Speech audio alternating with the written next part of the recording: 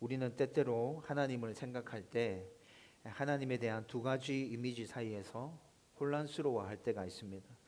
성도들에게 하나님에 대해서 설명할 때 이 부분에 대해서 굉장히 강조해서 자주 설명하는데, 그럼에도 불구하고 여전히 하나님에 대한 두 이미지 사이에서 갈등하는 성도들을 계속해서 만나게 됩니다.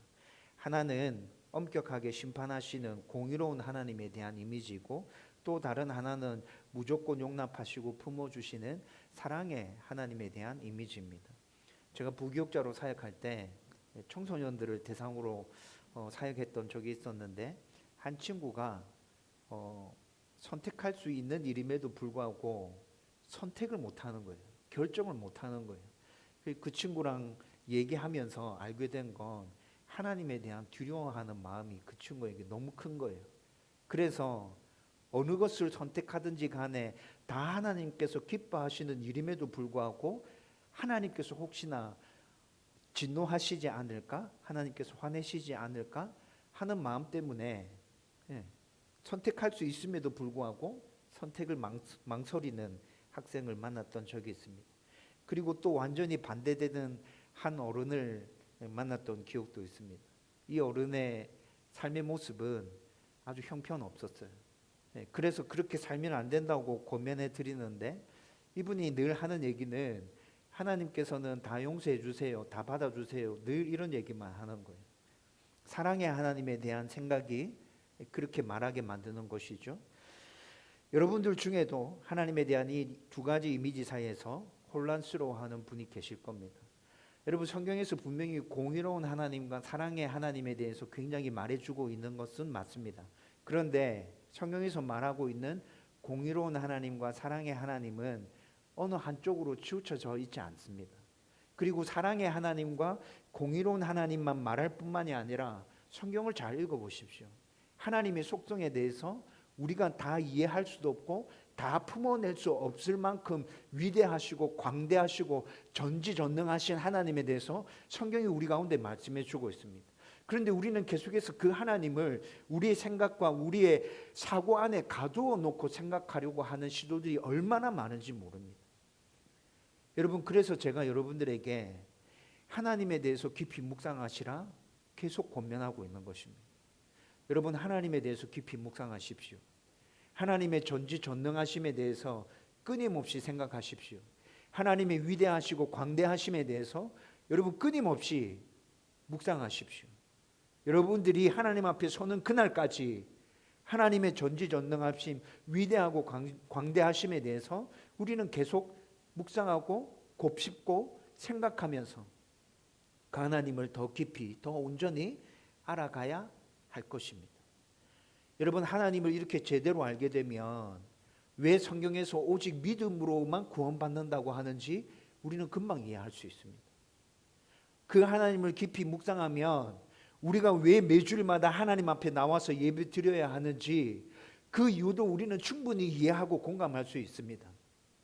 그 하나님을 깊이 묵상하고 생각하면 어렵고 힘들 때에 왜 하나님께 나와서 도와달라고 기도하며 그분께 매달려야 하는지 우리는 온전하게 이해하고 받아들이고 끊임없이 기도하는 하나님의 백성이 될 수 있다는 것이죠. 여러분, 하나님은 분명히 공의로우신 분이십니다. 그래서 모든 죄들을 공의로움 가운데 심판하시는 분이시죠. 동시에 하나님은 언약을 끝까지 지키시는, 우리를 무한히 사랑하시는 사랑의 하나님이시기도 합니다. 여러분이 하나님에 대해서 분명하고 제대로 알아가기를 주님의 이름으로 축원드립니다. 저와 여러분들이 오늘 읽은 이 스바냐서는 스바냐 선지자가 기록한 말씀인데, 남유다의 타락과 교만을 향해서 강력하게 하나님의 심판을 선포하는 선지자가 바로 스바냐입니다. 여러분, 스바냐서가 그렇게 길지 않습니다. 3장이죠. 3장이 전부 답니다. 여러분, 그런데 스바냐서를 한번 읽어보십시오. 굉장히 엄중하게 하나님의 심판이 선포되고 있다는 것을 알게 될 겁니다.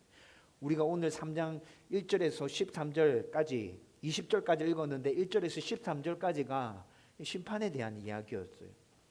여러분, 스바냐서에서 굉장히 자주 등장하는 말이 여호와의 날입니다. 여호와의 날. 여호와의 날이 바로 하나님께서 심판하시는 날을 가리켜 말하는 것인데, 굉장히 여호와의 날이 무섭고 두려운 날이라는 것을 이 짧은 스바냐서를 읽어보면 금방 우리는 느낄 수 있게 됩니다. 여러분, 스바냐가 이 말씀을 선포할 때 남유다 백성의 상황이 엄청 좋지 않았어요. 그들의 죄가 진짜 무거웠고 하나님의 진노는 아주 엄중하게 그들을 향하고 있었습니다. 굉장히 실제적이고 구체적으로 하나님의 진노가 그들 가운데 임할 것임에 대해서 스바냐가 지금 이 스바냐서를 통해서 선포하고 있다는 것이죠. 그런데 놀랍게도 여러분, 이렇게 여호와의 날이라는 용어가 반복되면서 하나님의 엄중한 심판이 곧 임하게 될 거라고 스바냐가 선포하는데, 정작 3장 뒷부분에 가보면 스바냐 전체 분위기를 완전히 뒤집어 엎고 갑자기 기쁨과 환희의 선포가 이어집니다. 마치 어둡고 캄캄했던 하늘을 가르는 한 줄기 새벽빛처럼. 왜 이렇게 말씀이 전개되고 있을까요? 여러분들이 반드시 기억해야 할 것은 성도에게 있어서 심판은 마지막이 아닙니다. 언제나 하나님이 자기 백성을 다루시는 방식은, 그 마지막은 심판이 아니라 항상 사랑입니다. 스바냐서가 오늘 그것을 우리 가운데 얘기해 주고 있는 것이라고요. 그래서 우리도 하나님께 질문할 수 있습니다. 어려움을 겪고 징계를 받고 흔들리고 내 삶이 무너지고 내려앉는 그 순간에도 우리는 하나님께 질문할 수 있다고요. 하나님, 제 끝은 어떻게 됩니까? 질문을 할 때 하나님은 뭐라 대답해 주신다고요? 너의 끝은 멸망이 아니라 사랑이다. 성경이 이렇게 대답해 주고 있잖아요. 오늘 이 말씀을 함께 나누면서 저와 여러분들이 이 사실을 다시 한 번 더 분명하게 확인할 수 있었으면 좋겠습니다. 비록 내 삶이 힘들고 어려울 수 있지만 그것이 끝이 아니다. 항상 나의 끝은 하나님의 사랑이다. 저와 여러분들 가운데 이 은혜가 풍성히 임하기를 주님의 이름으로 축원드립니다. 첫 번째로 오늘 말씀을 통해서 우리가 나누려고 하는 것은, 하나님은 자기 백성을 향한 심판을 통해서 죄를 완전히 제거하시는 분이십니다. 스바냐는 남유다를 향해서 하나님의 심판의 메시지를 선포했다 말씀드렸죠. 특별히 스바냐서를 읽어보면 남유다 전체를 향해서 말씀을 선포하는 것보다 예루살렘이라는 한 도시를 향하여 집중적으로 말씀을 선포하고 있다는 것을 우리는 알 수 있게 됩니다. 여러분, 예루살렘 도시는 그때 그 당시에 아주 교만했습니다. 지도자들은 부패했고 제사장들은 거룩을 가볍게 여기고 있었습니다. 재판은 왜곡되어졌고 강자가 약자를 집어삼키는 그런 도시가 바로 예루살렘이었습니다. 여러분, 예루살렘에서 이런 일들이 일어나고 있다는 것을 상상이나 할 수 있겠습니까?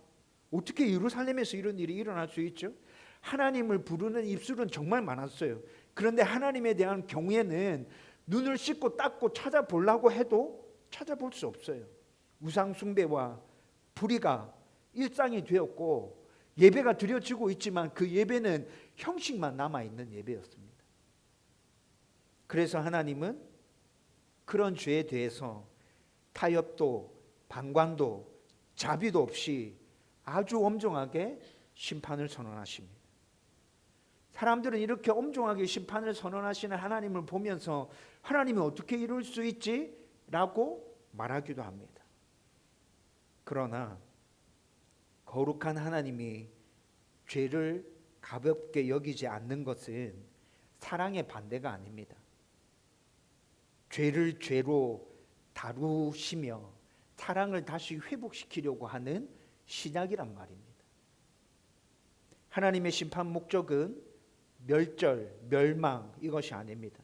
죄를 제거하고 정결케 하셔서 다시 세우시고 다시 시작하게 하기 위함입니다. 그래서 하나님은 오늘 우리가 읽은 말씀에 보면 13절에 택한 자들, 남은 자들에 대해서 말씀해 주고 있습니다. 여러분, 13절 말씀해 보면 이스라엘의 남은 자에 대해서 얘기하고 있죠. 여기서 남은 자는 더 의로워서 하나님께서 특별히 따로 구분해 두신 사람들을 말하는 것이 아닙니다. 하나님 앞에서 의로운 사람은 한 사람도 없죠. 그렇죠? 우리가 보기에는 상대적으로 저 사람이 좀 더 착해 보여 라고 말할 수는 있지만 하나님의 기준에 봤을 때는 모든 사람들이 하나님의 심판을 당연히 받아야 하는 죄인이라는 것이죠. 그러나 하나님께서는 그 죄인들, 심판받아 마땅한 그 죄인들 중에서도 남기는 자가 있단 말씀하십니다. 심판 중에도 자기 백성을 포기하지 않으시는 하나님의 주권적인 은혜와 사랑을 이 남겨진 자들을 통해서 우리 가운데 확인시켜 주시는 것이죠. 여러분, 남은 자들은 그들의 의로움을, 그들의 그들의 떳떳함을 자랑할 수 있는 자들이 아니라 하나님이 사랑으로 그들을 붙들고 있다는 것에 대한 하나의 증거입니다. 하나님의 진노는 감정적으로 그냥 폭발하는 것이 아니라 공의의 표현이고 우리를 살리기 위해서 죄를 온전하게 다루시는 거룩의 행동이라는 말입니다. 하나님은 죄를 덮어준 채로, 죄를 그냥 덮어둔 채로 위로만을 주지 않고 죄를 드러내어서 심판하시고 정결케 하신 뒤에야 참된 평안과 기쁨을 우리 가운데 허락해 주시는 분이십니다. 따라서 하나님께서 우리 가운데 진행하시는 그 회복과 그리고 우리 가운데 주시는 그 기쁨의 선언은 절대로 값싼 것이 아닙니다. 심판을 통과한 후에 주어지는 하나님의 사랑의 증거이며 언약의 증표라는 것입니다. 우리도 하나님의 사랑을 죄를 그냥 덮어두심으로 오해할 때가 있죠. 그게 하나님의 사랑이라고 생각할 때가 있습니다. 그리고 또 하나님의 심판을 경험할 때는 하나님께서 나를 버리셨다고 느끼고 또 그렇게 말할 때도 있습니다.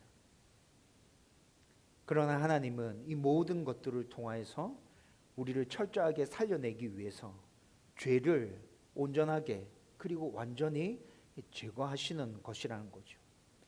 그러므로 우리는 심판의 말씀 앞에서 회개로 응답해야 하고 또 은혜로 남겨주시는 하나님의 그 사랑을 굳게 붙들 필요가 있다는 것입니다. 이 과정은 고통스러울 수 있습니다. 견디기 힘들 수 있습니다.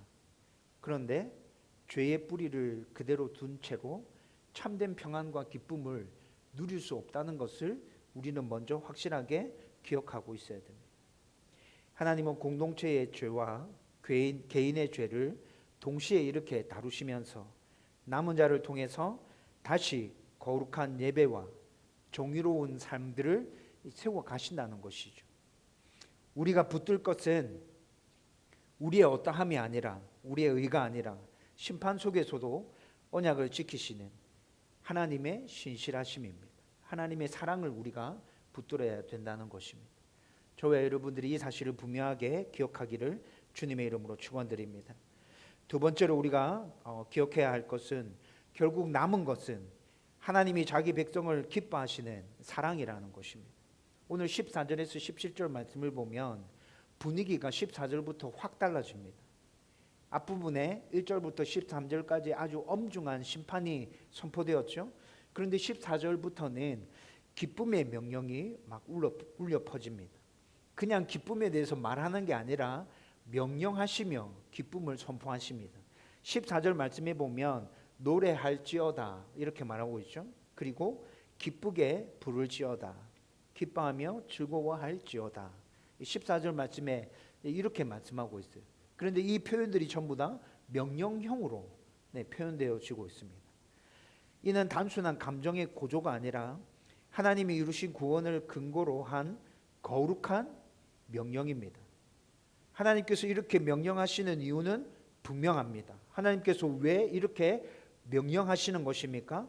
여호와가 우리 가운데 계시기 때문에 그렇습니다. 회복의 핵심은 힘들고 어려운 상황이 개선되는 게 아니라 하나님의 임재입니다. 원수가 사라지는 것보다, 문제가 해결되는 것보다 더 큰 복은 떠나셨던 것처럼 보였던 그 하나님이 다시 자기 백성 가운데 임재하시는 그 은혜가 진짜 참된 복이라는 것이죠. 심판으로 죄가 제거된 자리에 하나님의 임재가 회복될 때 공동체 안에 비로소 참된 평안과 기쁨이 넘쳐나게 됩니다. 그래서 성경은 우리에게 임하는 하나님의 가장 큰 복을 얘기할 때 항상 하나님의 임재가, 하나님이 우리와 함께 하심이, 하나님의 동행이 가장 큰 복이라고 말씀해 주고 있어요. 그런데 우리는 자꾸 세상적인 복들을 생각하면서 하나님 이렇게 해주세요, 저렇게 해주세요라고 막 간구하고 있죠. 여러분, 하나님의 임재가 우리 가운데 주어지는 가장 큰 복이라는 사실을 기억하십시오. 그리고 17절은 오늘 우리가 읽었던 본문의 절정인데, 너를 잠잠히 사랑하시며 너로 말미암아 즐거이 부르며 기뻐하시리라 말씀하십니다. 여러분, 여기서 아주 놀라운 반전이 일어나고 있습니다. 여러분, 우리가 하나님을 먼저 기뻐한 것이 아닙니다. 오늘 17절 말씀을 잘 보십시오. 하나님이 먼저 자기 백성을 기뻐하신다고 선언하고 있습니다. 이것은 인간의 공로에 대한 보상이 아니라는 말이죠.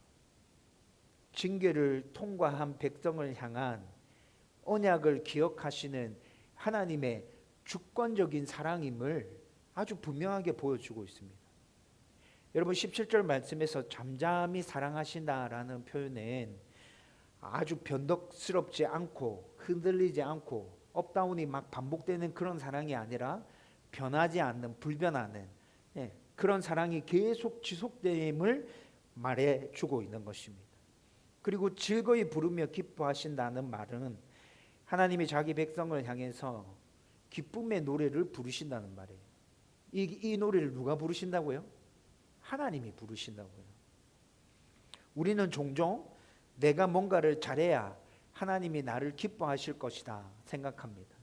그리고 내가 하나님을 위해서 노래를 불러드려야 돼, 내가 먼저 하나님을 향해서 노래를 불러드려야 돼, 이렇게 생각하는데, 그러나 오늘 말씀은 그 순서가 완전히 뒤바뀌어져 있죠. 하나님이 우리를 먼저 사랑하시고 먼저 하나님께서 우리를 기뻐하신다 말씀하십니다. 그 사랑이 우리를 회개케 하고 그 사랑이 우리를 순종의 자리로 이끌어 간다는 것입니다. 결국 심판 이후에 남는 것은 정죄가 아니라 자기 백성을 향한 하나님의 사랑의 노래입니다. 이 노래를 하나님께서 먼저 부르신다는 것이죠. 그 사랑 안에서만 참된 기쁨과 평안과 새로운 삶이 시작될 수 있다는 것입니다. 저와 여러분들이 이 사실도 분명하게 기억할 수 있기를 주님의 이름으로 축원드립니다. 마지막으로 세 번째로 함께 나누고 싶은 것은 하나님의 사랑은 수치를 기쁨으로 바꾸는 구원으로 완성됩니다. 여러분, 오늘 우리가 읽었던 18절에서 20절까지 말씀은 제가 개척하기 전에 받았던 세 가지 말씀 중에 한 말씀입니다. 여러분, 18절 말씀에 보면 내가 절기로 말미암아 근심하는 자들을 모으리니 이렇게 얘기하고 있죠. 여러분, 지금 이 말씀은, 스바냐 말씀은 이스라엘 백성들이 포로로 잡혀가기 전에 심판에 대한 선언이 선포되는 말씀이잖아요. 그런데 여러분, 18절, 19절, 20절 말씀은 포로로 잡혀가서 바벨론에서 포로 생활을 하고 있는 이스라엘 백성들 중에 회개하고 진정으로 하나님께 예배 드리는 날을 사모하면서 예루살렘에서 지켰던 그 절기를 사모하는 자들이 생기게 될 거라는 얘기예요. 네. 그 절기로 말미암아 근심하는 자들을 하나님께서 어떻게 하신단 말씀합니까? 다시 모아주신단 말씀합니다.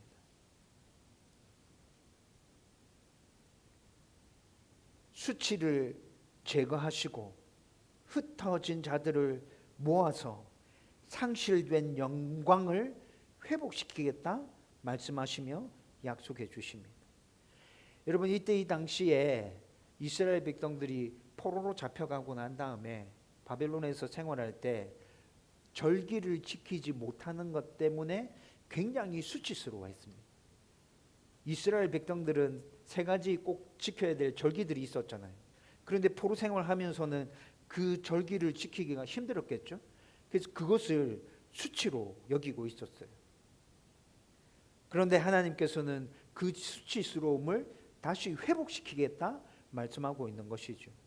하나님께서 지금 말씀하시는 이 회복은 개인의 마음과 개인의 상황이 어느 정도 좋아지는 회복을 말하고 있는 것이 아닙니다. 그 차원의 문제가 아니라 남유다 전체를 다시 온전하게 회복시키겠다 말씀하고 계시는 겁니다. 공동체 전체를 새롭게 세우는 하나님의 역사입니다. 하나님의 통치 아래에서 질서가 다시 온전하게 세워지는 완전한 구원의 사건이 지금 18절, 19절, 20절의 말씀을 통하여 선포되어지고 있다는 것이죠. 특별히 20절은 완전한 회복에 대한 장엄한 선언으로 마무리되고 있습니다. 20절, 내가 그때에 너희를 이끌고 그때에 너희를 모을지라. 내가 너희 목전에서 너희의 사로잡힘을 돌이킬 때에 너희에게 천하 만민 가운데서 명성과 칭찬을 얻게 하리라. 여호와의 말이니라. 수치와 패배로 끝날 것 같았던 역사가 하나님의 주권 안에서 영광과 찬송으로 뒤바뀌어진다 말씀해 주십니다. 세상이 조롱하던 백성이 하나님의 은혜로 인해서 세상으로부터 다시 인정을 받고 존귀한 하나님의 백성으로 굳건하게 선다. 하나님께서 이 선포를 하고 계시는 것이죠. 하나님은 절대로 자기 백성을 수치와 부끄러움 속에 영원토록 내버려 두시지 않습니다. 그리고 이 약속은 구약 이스라엘 역사에서만 머물지 않습니다. 궁극적으로 하나님께서 지금 스바냐를 통해서 선포하시는 이 말씀은 그리스도 안에서 신약 시대에도 완성되어져서 우리 가운데 똑같이 선포되어지고 있습니다. 우리가 받아야 할 진노와 수치를 예수님께서 십자가상에서 대신 담당해 주셨잖아요. 그 대속의 사랑으로 우리는 다시 하나님의 기쁨의 대상이 되었지 않습니까?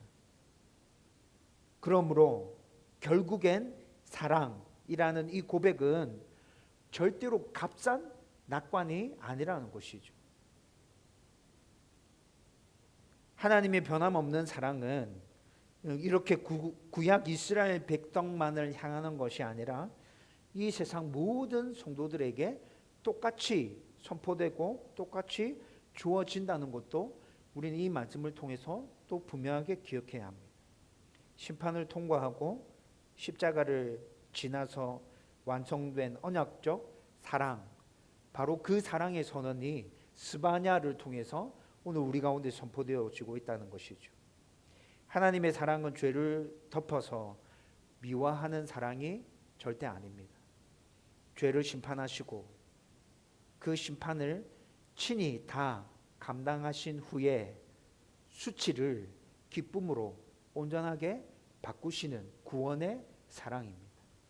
그 사랑 안에서 우리의 역사는 절망으로 끝나지 않고 하나님께서 영광스럽게 만들어주시는, 그리고 새로운 삶을 시작되는 그러한 기록으로 우리 가운데 남게 될 것입니다. 저와 여러분들이 이 은혜를 삶 속에서 풍성히 누릴 수 있기를 주님의 이름으로 축원드립니다. 이제 말씀을 정리하려고 합니다. 여러분, 스바냐서 말씀을 읽어보면 스바냐서 말씀의 시작은 심판으로 시작되고 있습니다. 그렇지만 끝은 어떻게 끝나고 있어요? 사랑으로 끝나고 있어요. 하나님은 죄를 결코 가볍게 여기시는 분이 아니십니다. 죄를 철저하게 드러내시고 공의롭게 그 죄를 다루시고 징계하십니다. 죄에 합당한 벌을 내리십니다. 그러나 그 징계는 파괴를 위한 분노가 아니라 관계를 회복하기 위한 거룩의 손길입니다. 하나님은 자기 백성을 그냥 절대로 내버려 두시지 않으십니다. 징계는 있었지만 포기는 없습니다. 진노는 있었지만 언약의 단절은 없습니다. 우리의 삶에도 흔들림의 시간이 있고 징계의 시간이 있을 수도 있습니다. 기도가 막힐 때가 있고 또 상황이 무너지는 것 같은 그런 경험을 할 때도 있을 겁니다. 하나님의 얼굴이 가려진 듯 느껴질 때도 있을 겁니다. 그때 우리도 쉽게 두 가지로 기울어질 수 있습니다. 하나는 하나님이 나를 버리셨구나. 또 하나는 아니 이건 괜찮아. 이건 아무 문제가 아니야. 나는 아무 문제 없어 라고 말하면서 자기를 합리화하는 이런 모습으로 나타날 수 있다는 것이죠. 그러나 오늘 스바냐는 오늘 우리가 함께 나눈 이 말씀을 통해서 둘 다 모두 거부하고 있습니다. 하나님은 죄를 그냥 두지 않으시며 우리를 그냥 내버려 두시지도 버리지도 않으십니다. 그리고 하나님의 마지막 단어는 정죄함이 아니라 멸망이 아니라 사랑이라는 것입니다. 우리의 실패보다 더 크신 사랑, 우리의 죄보다 더 깊은 사랑, 우리의 수치보다 더 강한 사랑이 끝내 우리를 붙들게 될 것입니다. 그 사랑은 감정적인 위로가 아니라 언약을 지키는 신실한 하나님의 사랑입니다. 심판을 통과하고도 남는 사랑, 징계를 지나 더 분명해지는 사랑이 바로 하나님의 사랑인 것이죠. 그러므로 우리는 담대하게 이렇게 고백할 수 있습니다. 결국에 끝까지 남는 건 하나님의 사랑이다. 이 사랑이 나를 붙들고, 이 사랑이 교회를 지탱하고, 이 사랑이 우리의 예배를 새롭게 하고, 이 사랑이 우리의 순종을 일으킬 것이다.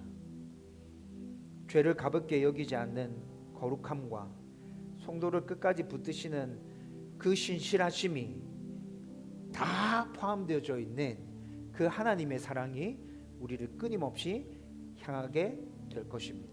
이 사랑 안에 머무는 교회, 그리고 이 사랑을 신뢰하며 끝까지 하나님의 백성으로 당당하게 살아가는 저와 여러분들이 되기를 주님의 이름으로 축원드립니다.